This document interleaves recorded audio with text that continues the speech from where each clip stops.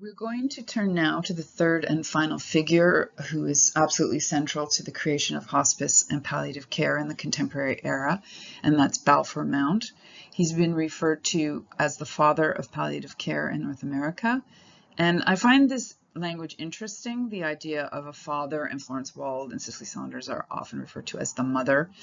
And what does this kind of language indicate? And I think it points to the fact that we recognize that for these three people, this isn't just a career, this is a vocation, this is something that goes far beyond just personal ambition. And so that idea of the mother and father as caring. And as I mentioned in an earlier lecture, the word matron, which would be the head of a nursing unit, in places like England, means mother. So we seem to connect this with the caring professions often, which is, I suppose, unsurprising.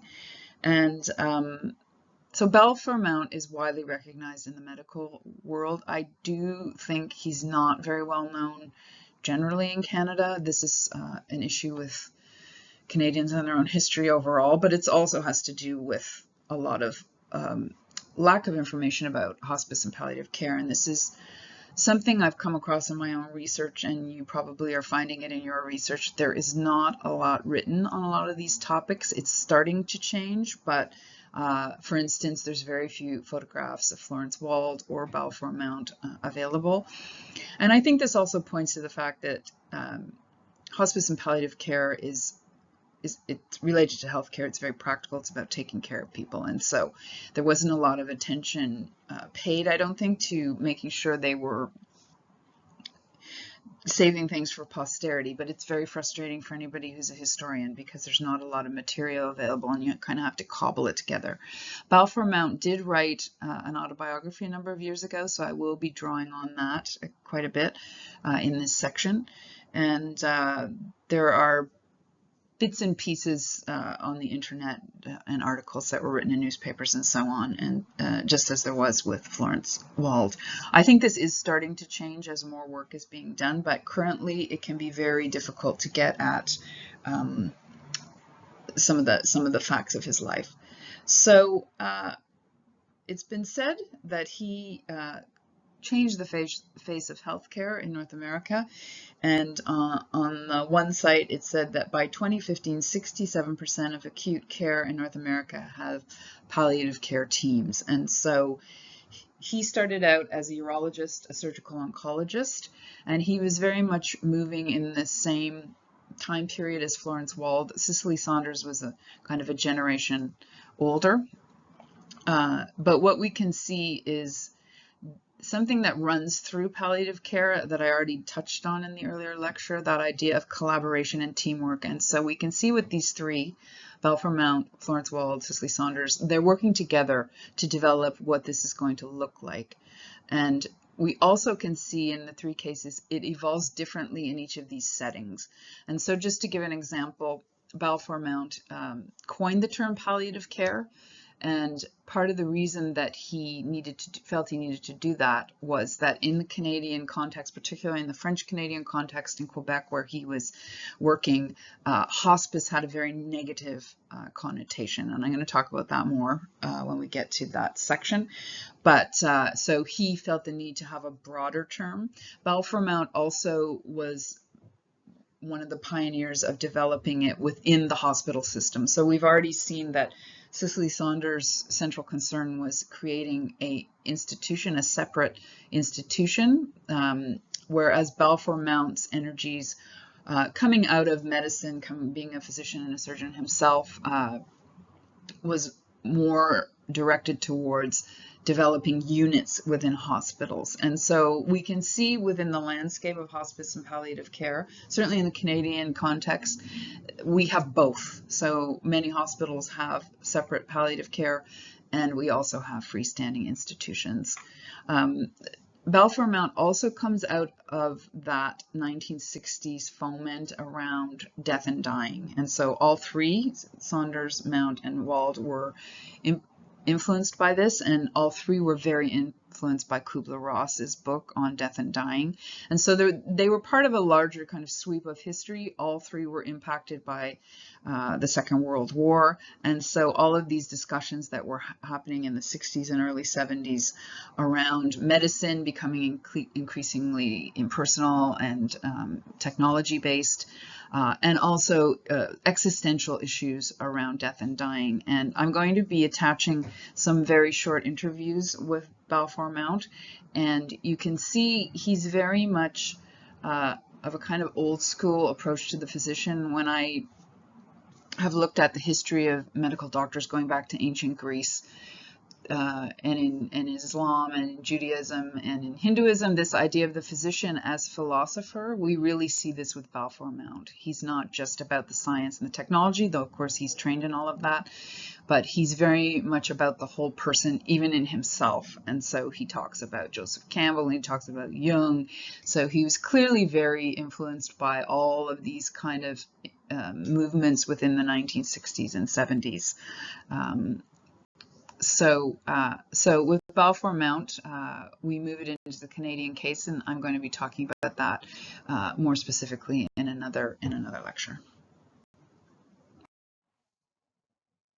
It's very interesting to look at the lives of these three, as we've been doing in this section of the course, and as somebody looking at their life, you can kind of discern the thread that develops and then moves over time. Whereas when I read Mount's biography, there's the sense that he doesn't feel that a lot of times he feels at sea, and we see that with Cicely Saunders as well, which is called being a human. We don't always know where we're going, and there's periods of time of kind of feeling a bit lost.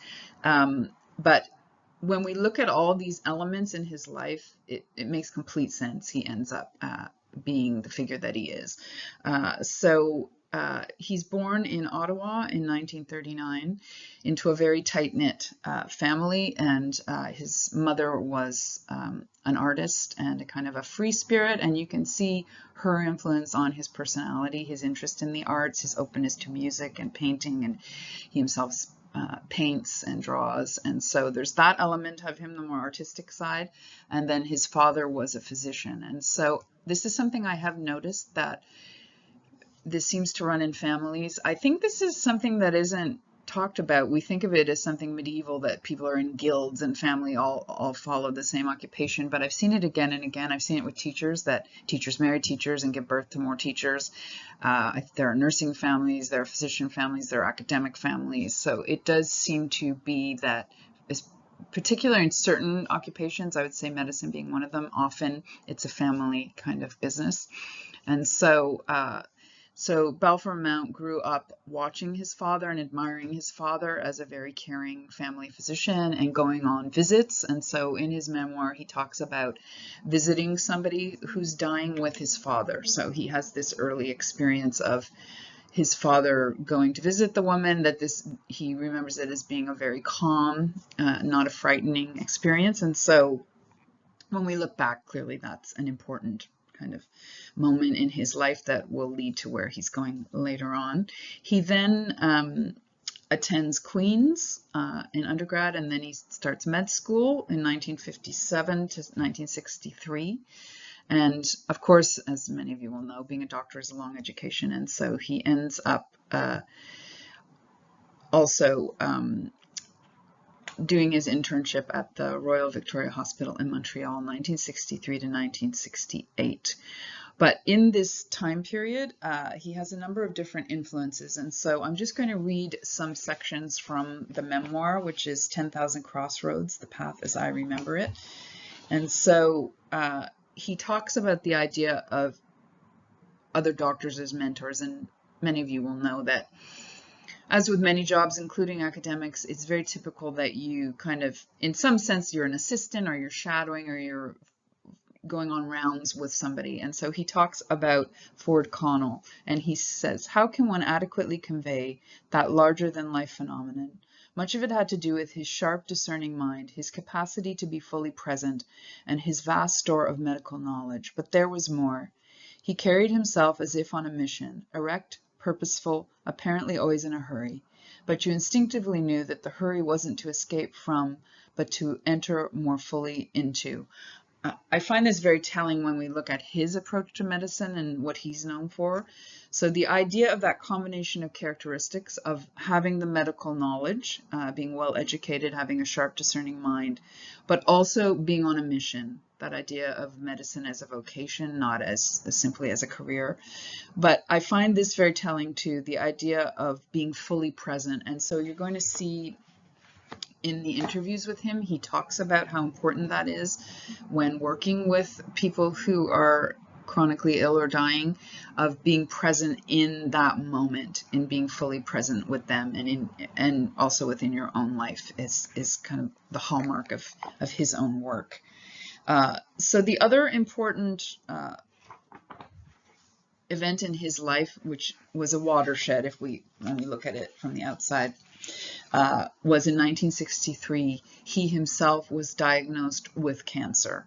So at 24 years of age, he has this potentially terminal diagnosis of cancer. And in fact, he gets another type of cancer later on in life and is given, less than 5 years to live and has lived on. So he clearly has this ability to come back from illness. And so this, of course, faced with his own mortality at such a young age, completely changes his views. And so he describes it in his memoir about going through the surgery and being in the room with his family visiting, and then they leave and he's left alone, and how bereft he is feeling. And so prior to this, his family went to church. They were in the United Church of Canada, but he was not particularly religious. His family wasn't particularly religious. And so he's sort of sitting in his hospital room thinking of, why did it happen to him?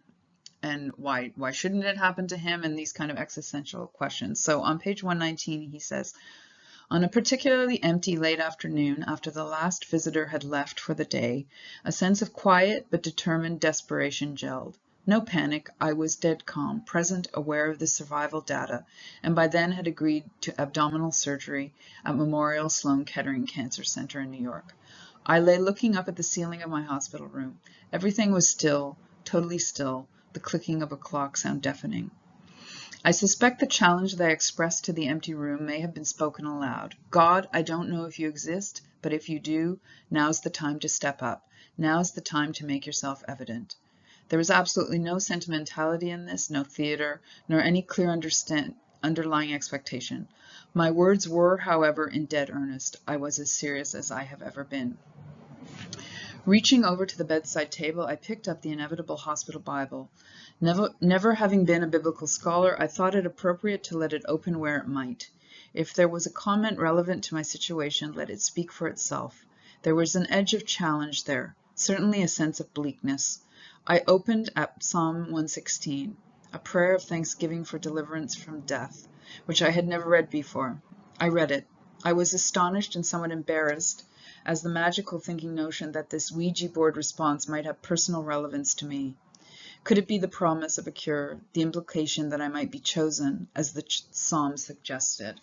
So he doesn't actually talk too much about this being, obviously writing it means it's important, but this is clearly a watershed event in his life, both in terms of his religious life and in terms of his work, which become very intertwined. And so he undergoes surgery, undergoes chemotherapy, and he does go into remission. And so we can see here a number of things, which is often typical, that it is an illness, this kind of life-threatening illness that opens people up to religion. That's a very common way that people often become more religious. But it also is important, and he talks about this in one of the interviews that I will be attaching to this section of the course, where he talks about what makes somebody a good healer. And he talks about Chiron, so the figure of Chiron in ancient Greece, the centaur who was a wounded healer, who had a wound that could never heal. And so as a result, became the best healer. And I think this is very telling about Balfour Mount himself as a wounded healer. So from a very young age, when he's dealing with patients, he's not dealing with them as somebody who's sort of distant from them. He can actually empathize with them. He knows what it's like to go through these kind of treatments. He knows what it's like to experience that kind of fear. And so I think this is a very important element in his effectiveness, and his drive also is his own coming out of this very serious illness.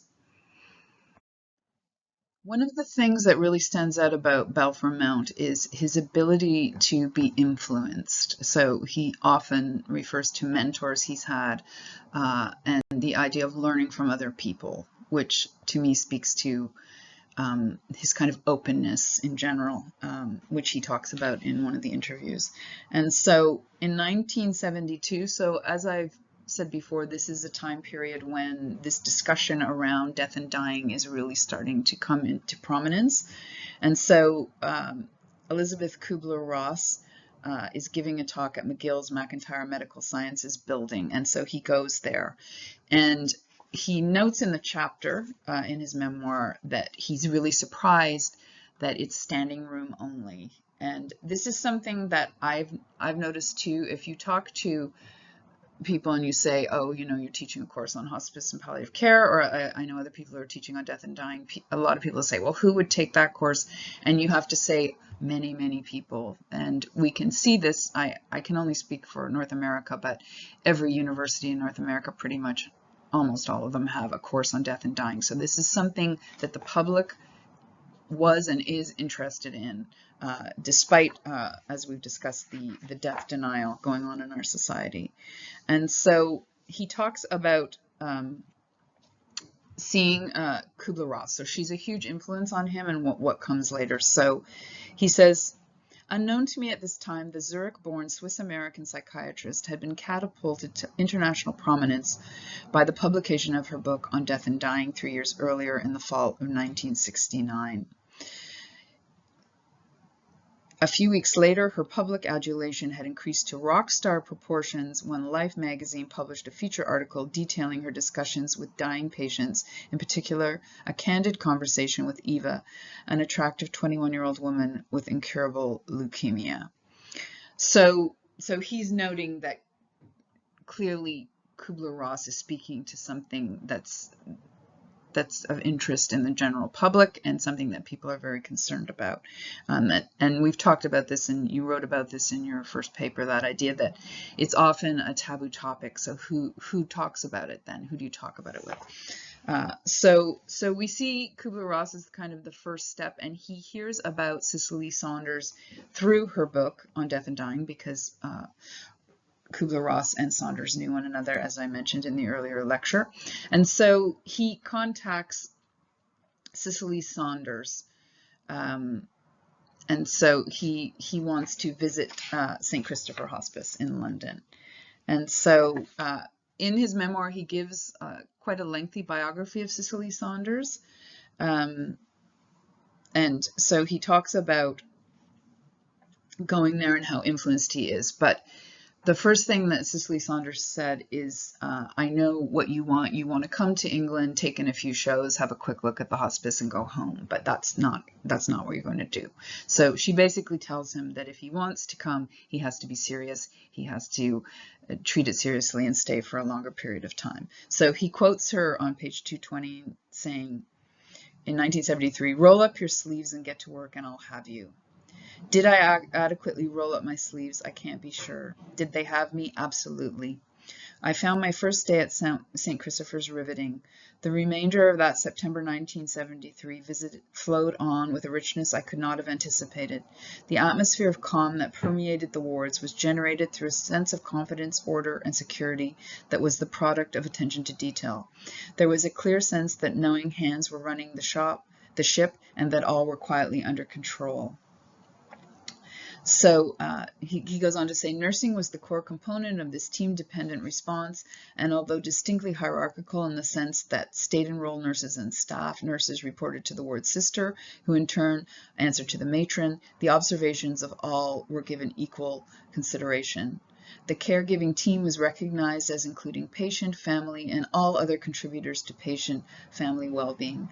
Skilled listening was viewed as being critical for success.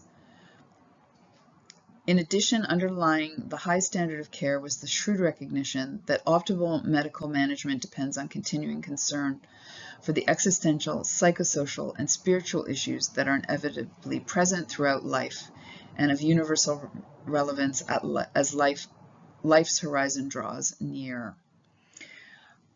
Okay, so here we have it. All of these things are what then sets him on his course to bring this to a Canadian setting. And so very, very important figure of Cicely Saunders, very important, the visit to St. Christopher's and actually experiencing the feel of the place, the look of the place. We've talked about how carefully Dame Cicely Saunders oversaw the architecture. So he's influenced by that. He's influenced also by that team care model that we've talked about already. So all of these things he's taking on board. And so there's an interview with him on the McGill site, Palliative Care McGill, because he was the founder of that unit. And so he says, this is what he has to say about the meeting with her. So he says, I remember the millisecond. I heard of St. Christopher's Hospice in London through the Elizabeth Kubler-Ross book on death and dying, published in 1970. We had done our study at the Royal Victoria Hospital, and I knew we had a problem. In my report to the board of Vic, I wanted to make some suggestions on how care could be improved, so I phoned Dr. Saunders. So this is the description of when she says he needs to take it seriously and visit for a longer period of time. So he says of her, she was a strong leader, a clear thinker, discerning, and had a good sense of humor. So her other remarkable advantage was she started out as a nurse and then became a social worker and then became a physician. So he recognizes that idea that she understands all those dimensions of care. So what I find touching in this interview is that what it means to me is having the privilege of being a devoted disciple of Saint Cicely.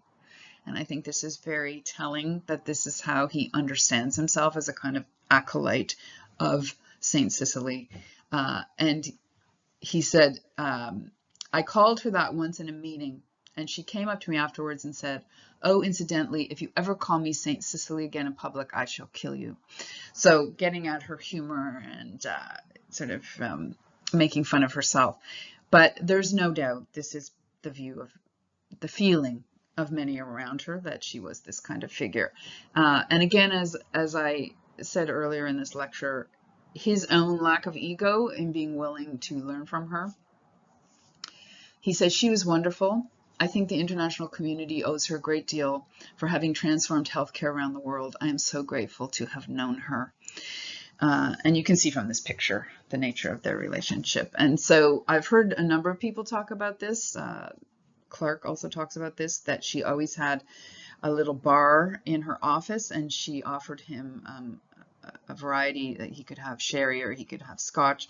And so this idea of her not being this kind of irreproachably perfect human being, she was a very human, very warm human being.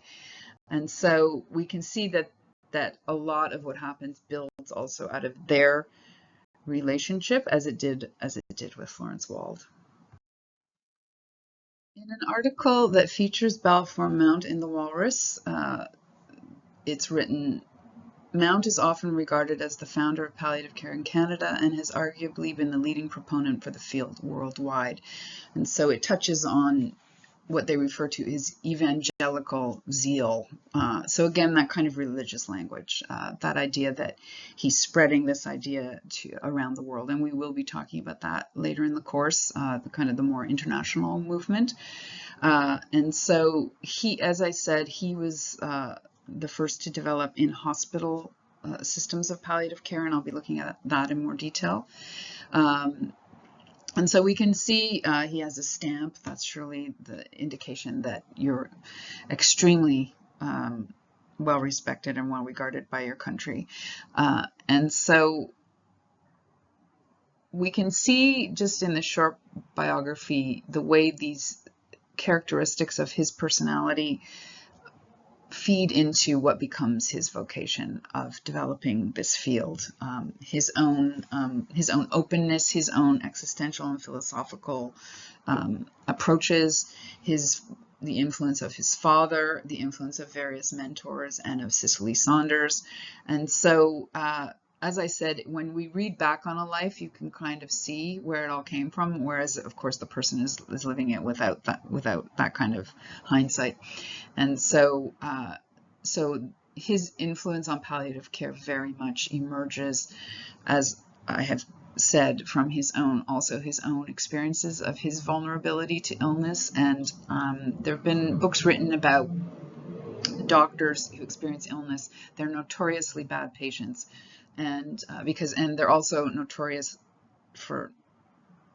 because they know the prognosis. And so we can see, though, there have been a number of narratives of doctors going through treatments, and in many cases it makes them better doctors because they can empathize with their patients. There isn't this kind of Apollonian distance, and we can certainly see that with Balfour Mount because it happened so early in his life. He didn't ever have that attitude towards his patients, and you're going to see in the interviews there's a scene where he's speaking to a palliative care patient, and just in this very normal way that he's trying to create a connection with that person. And so we see him living his own philosophy of being present, and this is very much something he shares, obviously, with Cicely Saunders, this idea that you live up until the moment that you die, and that death is a natural part of human life, and that palliative care is there to ensure that the person is able to live fully in all parts of their life.